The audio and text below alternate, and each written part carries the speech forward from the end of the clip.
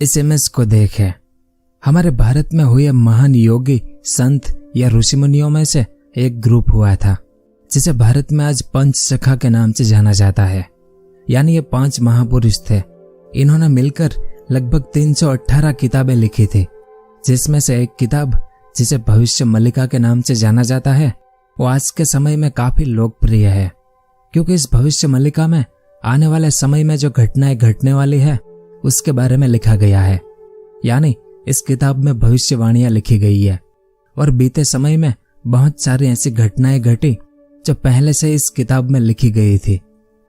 लेकिन आज सबसे बड़ी प्रॉब्लम यह है कि आज के सोशल मीडिया के युग में कोई भी आकर कुछ भी बोल देता है और लोग इसे स्वीकार भी कर लेते हैं। अगर आप इंटरनेट पर भविष्य मल्लिका की भविष्यवाणियां देखेंगे तो आपको लगेगा कि बहुत जल्द सब कुछ तबाह होने वाला है। आपको लगेगा कि कल ही इस दुनिया का विनाश हो जाएगा। तो क्या वाकई में भविष्य मल्लिका में ऐसा कुछ लिखा है जैसा आज इंटरनेट की दुनिया में दिखाया जा रहा है? तो आगे विस्तार से जानेंगे इस बारे में।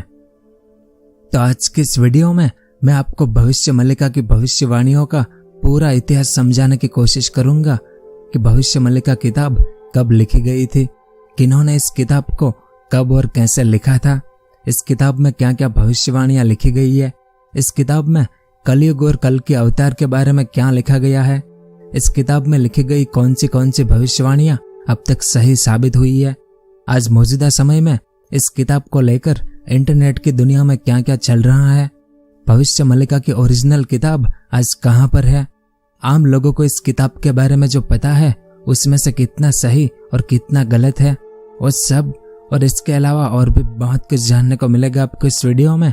तो वीडियो के आखिर तक मेरे साथ बने रहिए।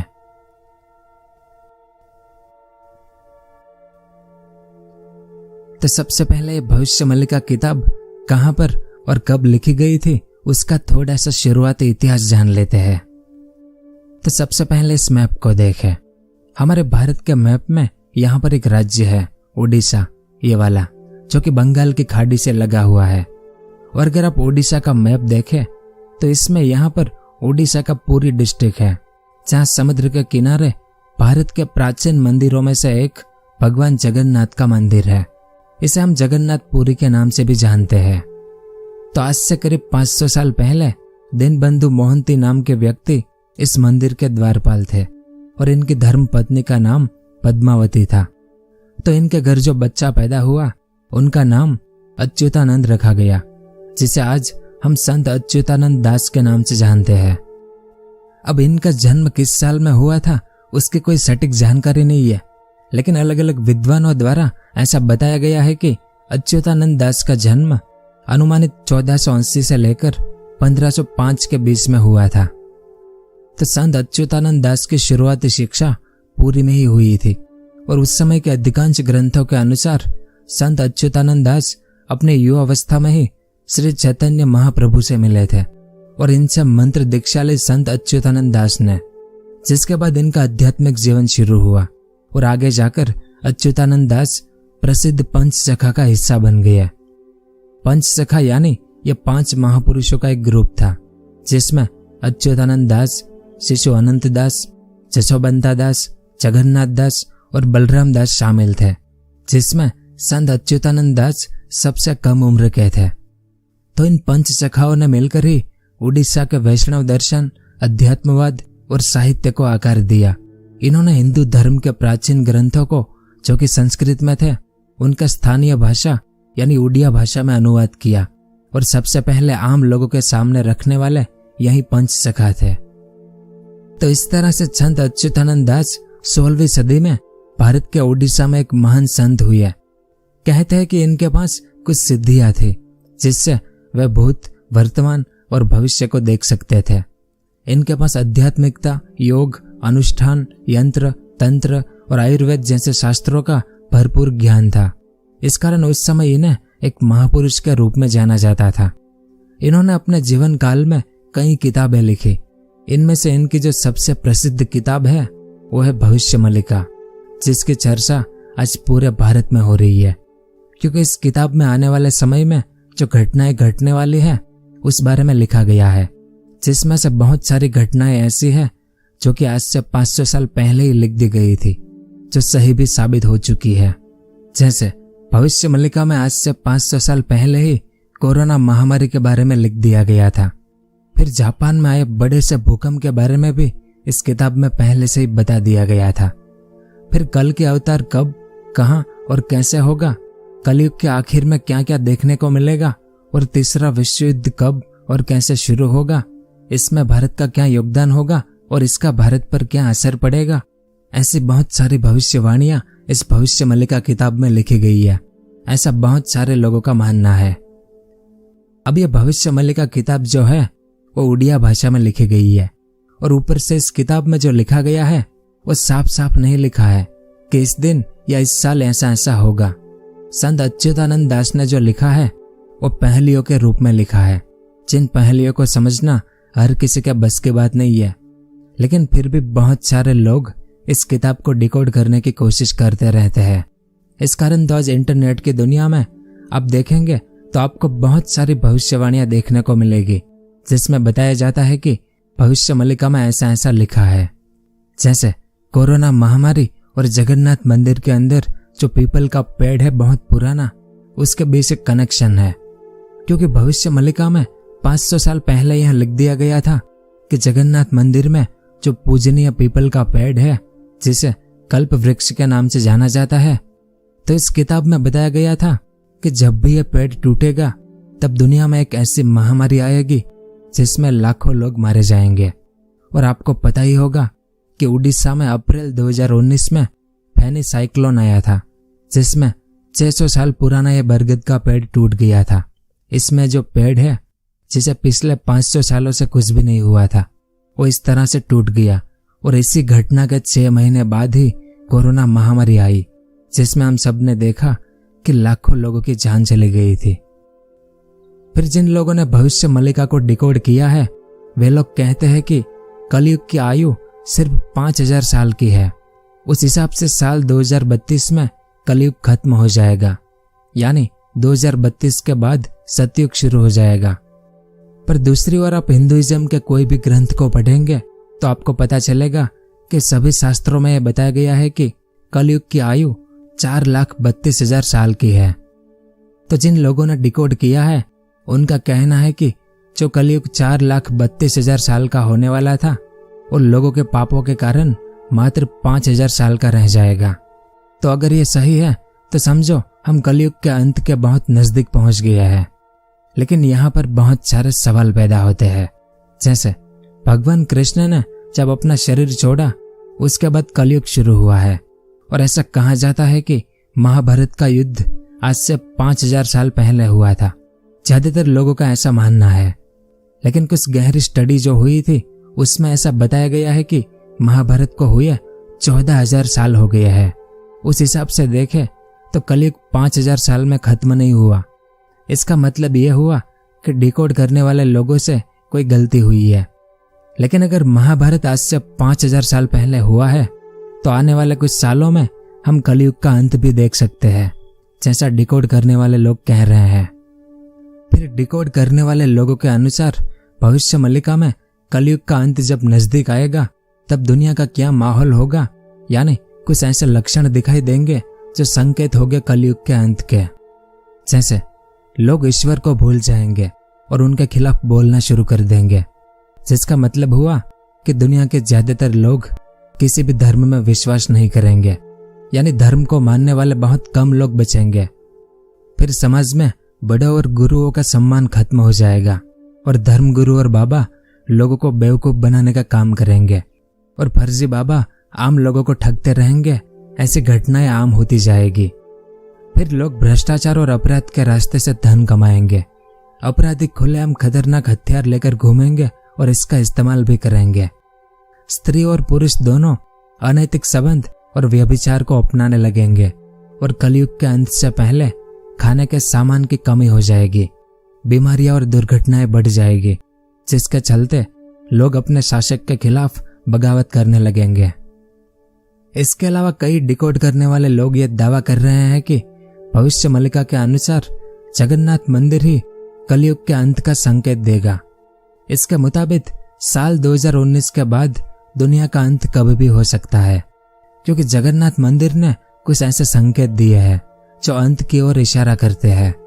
जैसे भविष्य मल्लिका के अनुसार जगन्नाथ मंदिर के ध्वज में आग लगना अंत का संकेत होगा। अब कई सदियां बीत गई, लेकिन मंदिर के ध्वज में कभी आग नहीं लगी थी। लेकिन 26 मार्च 2020 के दिन जगन्नाथ मंदिर के ध्वज में आग लग गई। इसमें आप देख सकते हैं। दूसरा संकेत यह है कि बीती कई सदियों से जगन्नाथ मंदिर के ऊपर कोई भी पंछी कभी बैठता नहीं था, लेकिन 2019 के बाद से मंदिर पर चिड़ियों का बैठना कई बार देखा गया है। और भविष्य मल्लिका में यह लिखा हुआ है कि जब पंछी जगन्नाथ मंदिर के झंडे के आसपास बैठने लगेंगे, जो कि आजकल देखा जा रहा है, तो यह संकेत होगा कि अंत बहुत नजदीक है। फिर मंदिर का ध्वज उड़कर समुद्र के पानी में गिरेगा, वो भी अंत का संकेत होगा।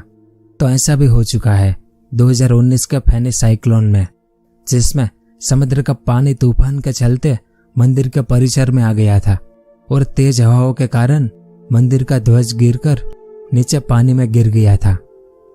फिर भविष्य मल्लिका के अनुसार तीसरा संकेत यह है कि शनि ग्रह जब मीन राशि में प्रवेश करेगा, उसके साथ ही दुनिया के अंत की शुरुआत हो जाएगी। तो 30 मार्च 2025 के दिन, यानी आज से 9 महीने बाद ही शनि मीन राशि में प्रवेश करेंगे। मतलब अगर कुछ होने वाला है तो अगले साल में पता चलना शुरू हो जाएगा। तो डिकोड करने वाले लोगों के अनुसार जगन्नाथ मंदिर के ऐसे कई संकेत हैं जो अंत की ओर इशारा करते हैं। फिर कुछ और बड़ी भविष्यवाणियों की बात करें तो भविष्य मल्लिका किताब के अनुसार 2024 के बाद से कभी भी तीसरा विश्व युद्ध शुरू हो जाएगा, जो युद्ध अगले 6 साल और 6 महीने तक चलेगा, जिस दौरान हमारा पड़ोसी देश चाइना 13 मुस्लिम देशों के साथ मिलकर हमारे भारत पर हमला करेगा। पर इन सब के बावजूद इस युद्ध में भारत की जीत होगी। इसके अलावा इस युद्ध के दौरान धरती के जीवों का मरने का सिलसिला शुरू हो जाएगा, जिस दौरान नई नई महामारियां फैलेगी और ये महामारियां ऐसी होगी कि इसका इलाज किसी भी डॉक्टर के पास नहीं होगा। फिर कुछ डिकोड करने वालों ने भारत के बाहर की भी भविष्यवाणियां की है, जिनके मुताबिक आने वाले समय में मक्का मदीना, जो कि इस्लाम की सबसे पवित्र जगह है, जो सऊदी अरब में आती है, वहां पर एक ऐसा भयंकर युद्ध होगा कि इससे पूरा मिडिल ईस्ट नष्ट हो जाएगा और कोई भी मुसलमान इस दुनिया में जीवित नहीं बचेगा। इसके बाद कुछ ऐसी भविष्यवाणियां जो कि आज इंटरनेट पर वायरल है, जिसमें ऐसा बताया जाता है कि भारत का अंतिम शासक एक योगी पुरुष होगा जो अविवाहित होगा।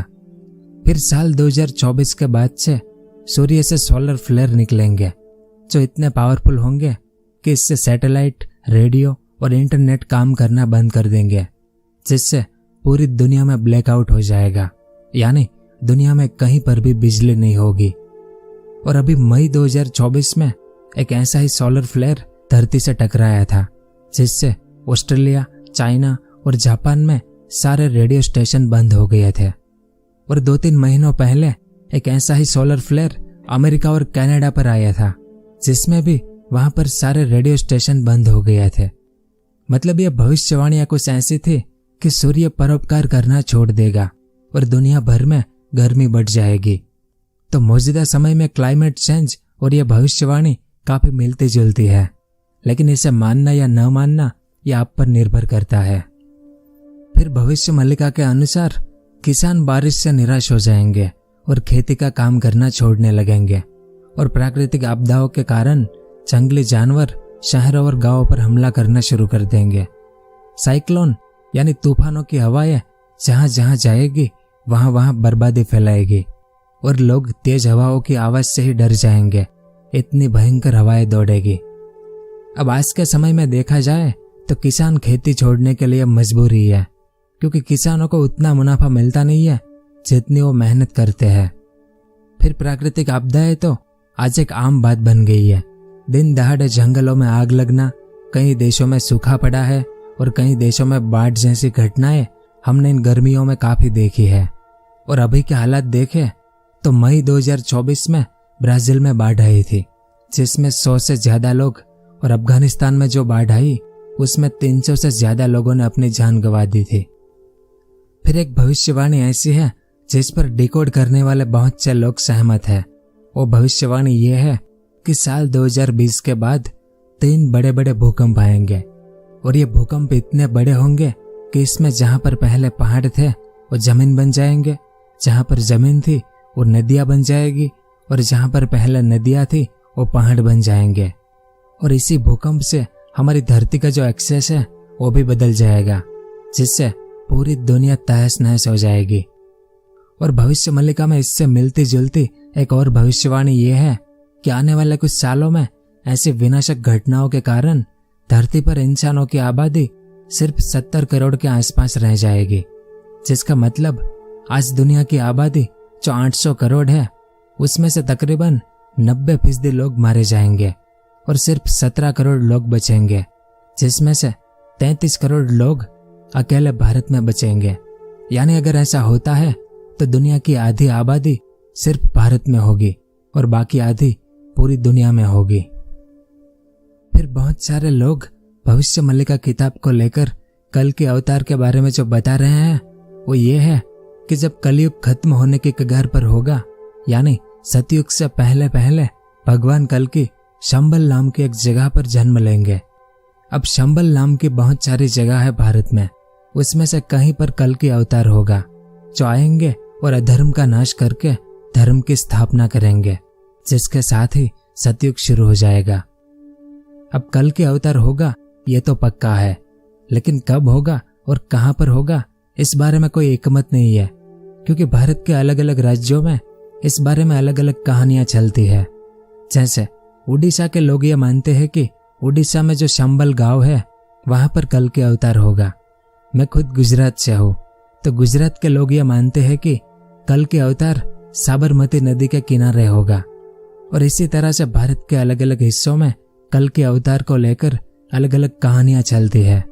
और आप जिस जगह पर रहते हैं वहां पर कल के अवतार को लेकर क्या बताया जाता है वो भी नीचे कमेंट करके बताएं, ताकि बाकी लोग भी ये जान सके। तो कल के अवतार होगा ये बात तो पक्की है, लेकिन कब, कहां पर और किन हालातों में होगा इस बारे में मेरी अपनी कोई राय नहीं है, क्योंकि ये अध्यात्म का विषय है और इसे समझने के लिए बड़ी बड़ी सिद्धियों की जरूरत होती है, जो इस देश के योगी और संतों के पास होती है, जो हम आम लोगों की तरह नासमझ नहीं होते। वे लोग इस बारे में जानते हुए भी कुछ बताते नहीं है, और जो लोग इस बारे में कुछ जानते ही नहीं है वे ही लोग कल के अवतार को लेकर सुनी सुनाई कहानियां सुनाते रहते हैं और लोगों को गुमराह करते रहते हैं। तो कुछ इस तरह से इंटरनेट की दुनिया पर आपको अलग अलग लोगों द्वारा अलग अलग भविष्यवाणियां सुनने को मिल रही होगी। उनमें से आप कितनी भविष्यवाणियों में विश्वास करते हैं और कितनी में नहीं, वो आपका अपना मुद्दा है। और दूसरी बात, संत अच्युतानंद दास ने जो भविष्य मल्लिका किताब लिखी है वो बिल्कुल सही है, लेकिन ये किताब जैसे पहेलियां होती है उस तरह से लिखी गई है। मतलब इसमें साफ साफ नहीं लिखा है कि इस दिन ये होगा उस दिन वो होगा। ये सब बहुत अटपटी पहेलियों में लिखा गया है। इस कारण अगर 5 लोग एक पहेली को सुलझाने की कोशिश करेंगे तो हो सकता है वे 5 लोग इसके अलग अलग मतलब निकालेंगे। मतलब संत अच्युतानंद दास ने जो लिखा है वो बिल्कुल सही है, उस पर शक करना पागलपन होगा। लेकिन अगर कोई साधारण जन इसे डिकोड करता है तो उस पर आंखें बंद करके विश्वास करना भी पागलपन होगा, क्योंकि कई बार ऐसा होता है कि कई लोग ऐसी किताबों को गलत तरह से ट्रांसलेट करके कुछ नई चीजें अपने हिसाब से उसमें जोड़ देते हैं और आम लोगों के सामने रख देते हैं। और दूसरी जो सबसे महत्वपूर्ण बात कि संत अच्युतानंद दास ने जो भविष्य मल्लिका किताब लिखी है वो ओरिजिनल किताब कहाँ पर है इस बारे में बहुत ही कम लोगों को पता है। यह भारत सरकार के पास है या किसी मंदिर की कोई खुफिया जगह पर है या किसी आश्रम में पड़ी है, इस बारे में भी कोई कुछ जानता नहीं है कि आखिर संत अच्युतानंद दास की ओरिजिनल भविष्य मल्लिका किताब अभी कहाँ पर है। लेकिन इंटरनेट पर आप देखेंगे तो आपको भविष्य मल्लिका नाम की बहुत सारी किताबें मिल जाएगी, जिन किताबों को अगर आप पढ़ेंगे तो आपको लगेगा कि कल ही इस दुनिया का नाश हो जाएगा। मतलब साधारण जनों द्वारा जो भविष्य मल्लिका नाम देकर जो किताबें लिखी गई है उसमें ऐसी डरावनी बातें हैं कि उसे पढ़कर आपको जीने से नफरत हो जाएगी, क्योंकि आपको हर वक्त ऐसा महसूस होगा कि अब तो दुनिया का नाश होने वाला है, तो हम कुछ करें ही क्यों। और दूसरी बात यह कि डिकोड करने वाले कई लोग ऐसा दावा कर रहे हैं कि भविष्य मल्लिका के अनुसार कलयुग की आयु मात्र 5000 साल की है। लेकिन भारत के ज्यादातर संतों का कहना है कि भगवान विष्णु का कल के अवतार आने में अभी काफी समय है, और शास्त्रों में जैसा बताया गया है कि कलयुग की आयु 4,32,000 साल की है, तो कलयुग खत्म होने में इतना ही समय लगेगा। और आज से 5 साल पहले तक बहुत सारे लोग ऐसे थे जिन्होंने भविष्य मल्लिका किताब का कभी नाम भी नहीं सुना था, और बहुत सारे लोग तो भविष्यवाणियों में विश्वास भी नहीं करते थे। लेकिन 2019 में जो महामारी आई उसने लोगों को इतना डरा दिया कि इस डर के कारण लोगों ने भविष्य मल्लिका का ऐसा प्रचार करना शुरू कर दिया कि इससे अब लोग सही और गलत सभी भविष्यवाणियों पर विश्वास करने लगे हैं। ऐसे में कई ऐसी भविष्यवाणियां हैं जो भविष्य मल्लिका में होगी भी नहीं, लेकिन कुछ लोग अपने हिसाब से इसे तोड़ मरोड़ कर आम लोगों के सामने रख देते हैं कि ऐसा ऐसा होने वाला है। और जैसा कई संत और साधु कह रहे हैं कि विष्णु जी के कल के अवतार आने में अभी बहुत समय है, और शायद ऐसा ही है, क्योंकि कई विद्वानों द्वारा ये कहा गया है कि कलयुग का अंत आते आते भारत की जो सबसे बड़ी नदियां हैं, जैसे गंगा, यमुना और सरस्वती, इन तीनों नदियों का पानी सूख जाएगा। तो आज के समय में अभी सरस्वती नदी लगभग सूख गई है, लेकिन यमुना नदी की हालत दिल्ली को छोड़कर काफी अच्छी है, और गंगा नदी तो अभी बहुत सही है। गंगा के सूखने की अभी कोई निशानी भी नहीं है। तो जब ये तीनों नदियां सूखेगी तब जाकर कल के अवतार होगा, और कल के अवतार के जन्म होने के बाद ही वे कलयुग का अंत करेंगे। तो इस लिहाज से कलयुग का अंत होने में अभी काफी समय है, ये साफ साफ दिख रहा है। मतलब मैं आपके सामने सभी पहलुओं को रख रहा हूँ, भविष्य मल्लिका की, डिकोड करने वाले लोगों की और भारतीय संतों की, जिसमें से आपको क्या स्वीकार करना है और क्या नहीं वो आप खुद तय कर लेना। क्योंकि इस वीडियो में मैंने जितनी भी भविष्यवाणियां आपको बताई, ये कोई मेरी अपनी बनी बनाई भविष्यवाणियां नहीं है। ये सब वो भविष्यवाणियां हैं जो इंटरनेट पर बहुत कॉमन है।